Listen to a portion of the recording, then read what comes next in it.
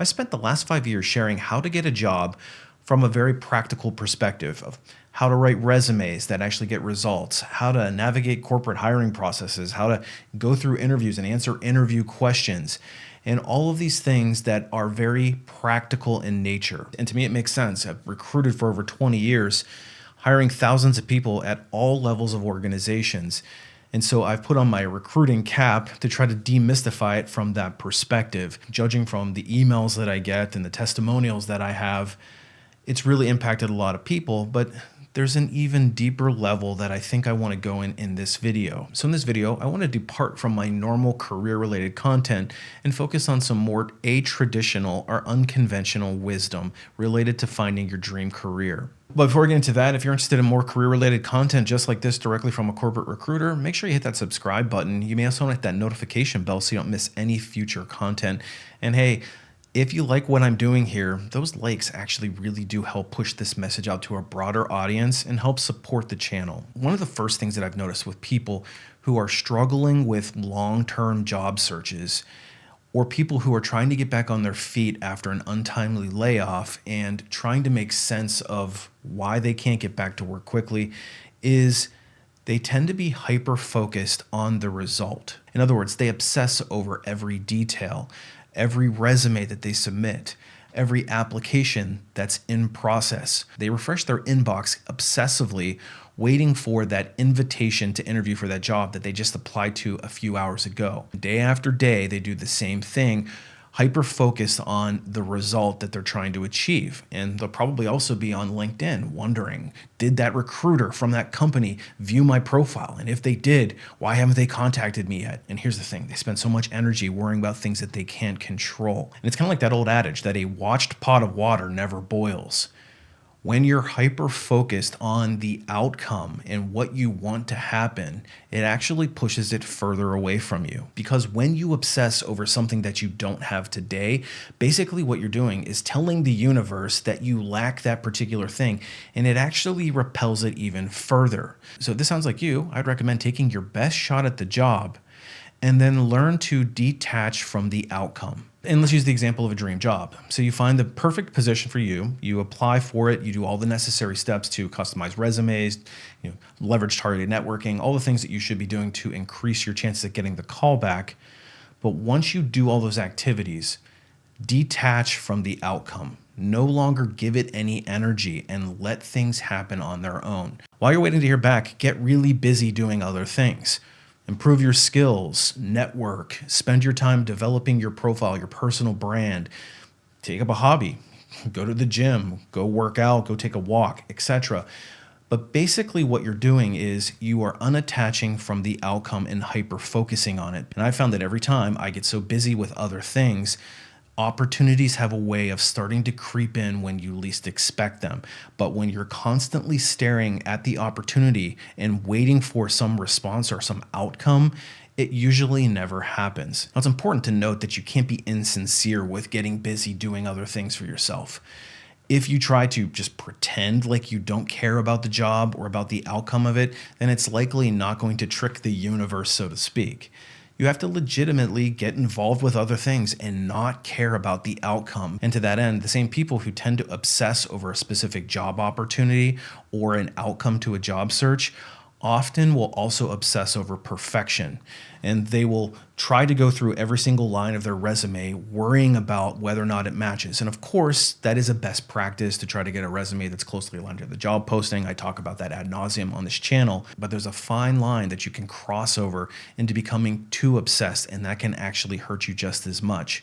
Same thing goes for people who try to adopt every single trick in the book to try to cheat the system, the latest AI hack that comes out, or the latest method on how to write a resume, or whatever the case might be. There's a million different ways to approach problems, and most people just have opinions on how they go, myself included. I have an opinion on how I think resumes should look. It's my opinion. It doesn't mean that my way is the only way, or it's even the best way. It's simply just another way to approach problem solving for specific elements of your job search. But when you become hyper-focused on the outcomes and perfection, You're also likely to be somebody that obsesses over every single new technology that comes out, learning the latest ChatGPT prompts so that you can try to cheat the system or try to game the applicant tracking. But on the flip side, you also don't want to be the person who's always taking the easy way out, that you're always leveraging things like AI and other tricks and hacks to avoid doing the hard work, to avoid acquiring the skills that you actually need, that employers demand, and trying to game and hack the system. Because when you're always looking for the easy way out, you're certainly not going to trick most employers, but you're also not going to trick the universe. It's going to know what you're up to, and you're not going to be sincere with your intention. The same thing goes with self-doubt. And it's very evident in the comments section of a lot of my videos and LinkedIn posts, where there is a lot of negative thought loops out there. And I'm a very big believer in what you put out there is what you attract back. And when you're always thinking negative self-limiting thoughts, you're going to experience exactly what it is that you're putting out there. If you believe that you're not good enough, you're probably going to experience that you're not good enough. If you believe that you're not capable, you're going to certainly experience that you're not capable. If you believe that you aren't talented enough, you're going to experience that you aren't talented enough. And if you believe that you're an imposter, you are going to experience the imposter syndrome. Furthermore, if you're always being triggered by things that are outside of your four walls, you're also likely to experience that negativity coming back to you. Because you see, the subconscious mind is an evidence-seeking machine that is always looking for ways to reinforce these negative thought loops. In other words, if you think something is BS, you're more likely to find and interpret evidence to support your belief system, and it becomes a self-fulfilling loop. So it's crucially important to stop lying to yourself. And I realize that this can be a particularly difficult task for some people to undertake, because you're asked to confront your inner demons. You're asked to confront hard truths that are not comfortable to look at. And that can be particularly exposing. Nobody wants to own the hard truths. And this is part of doing our inner work, especially in the context of careers. If you want to reclaim control in your career, you have to confront the darkness in your own background. And listen, every single one of us has some unsavory aspects that we don't want to look at, myself included. And it was one of the very hardest things that I had to confront, especially after I experienced a very ill-timed layoff. And listen, it's easy to throw stones at other people, especially in the comfort and relative safety of anonymous online forums. However, what I've learned is that the people who have the strongest negative opinions about certain things generally are guilty of not doing the inner work themselves on that exact thing that they're throwing stones at. So let's level set here, and this is going to be where it is confronting. You're not the victim of your circumstance. And as an example for me, after my layoff, I wanted desperately to feel like the victim, like woe is me, like I didn't do anything to deserve it. And at the base level, perhaps I didn't do anything to specifically deserve being laid off, but I did expose myself to considerable risk throughout my career by not getting the most up-to-date skills that I may have needed, to not building up strong networks when I needed them to get back to work quickly, neglecting building up alternative streams of income. So I was completely dependent on that single salary. So it was much easier to say I was the victim than to actually confront those hard truths.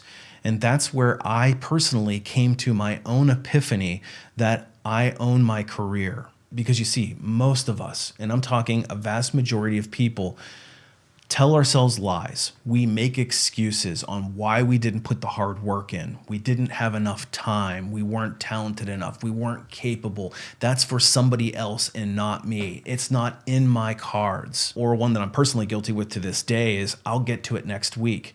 Or one that I've heard a lot of, I just don't have time to do it right now. I'm just too busy with other things. The reality is you're not too busy for that thing. You've just prioritized other things over it. And that's where the confronting and hard truths come in. We lie to ourselves so that we can stay in a very comfortable safety bubble, and it prohibits us from being able to truly grow and truly reclaim control in our career. And when you decide to take ownership of your career, you will realize that you are the person in control of everything. There is nobody coming to save you. There's nobody coming to pull you along. There's nobody going to tap you on the shoulder and tell you that it's time to get a new job, that it's time to get the promotion, that it's time to get the big raise.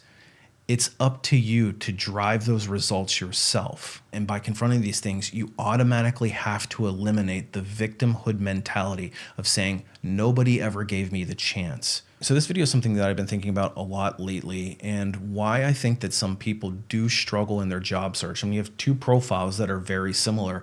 And one person seems to have great success, and the other person just seems to really struggle and takes a year to get back to work. It's oftentimes because they have self-limiting beliefs or they're too hyper-focused on some of the things that I talked about early in this video. So if it sounds like you and this video was confronting, that's actually what I was hoping for. And hopefully it stirs a little bit of emotion and a little bit of action. But if you're somebody that needs more help reclaiming control in your career, that's actually what I specialize in. I've got a website called alifeafterlayoff.com, which is loaded with tips and tricks, all from an insider's perspective. And I teach people to do exactly what I did, to reclaim control in their career and stop being the victim. I share some of my deepest and most intimate knowledge in the form of some training courses, which will help you overcome these self-limiting beliefs and give you the tools that you need in order to succeed in your career. The first one is career strategy, which is the most important pillar of anything that you'll do. It's the foundation of your career. And I created a course called the Ultimate Career Blueprint, which teaches you exactly how to reclaim control by establishing the base level strategy for the entirety of your career. And then everything we do, whether or not it's resumes, it's networking, it's personal branding, or it's interviewing, everything we do is based off of that foundational knowledge. And of course, I have courses for all of those other things. And so if you're somebody that's particularly struggling, I would encourage you to just go check them out and see if they're for you. And if you're somebody that's really struggling and wants to get back into the workplace as quickly as you can, I do offer some limited one-on-one coaching. You can reach me through my website for that. Anyway, I hope that this was a little bit eye-opening, a little bit challenging for you, and it's hopefully something that you can start to embrace and grow from. As always, appreciate you watching. We'll see you on the next one.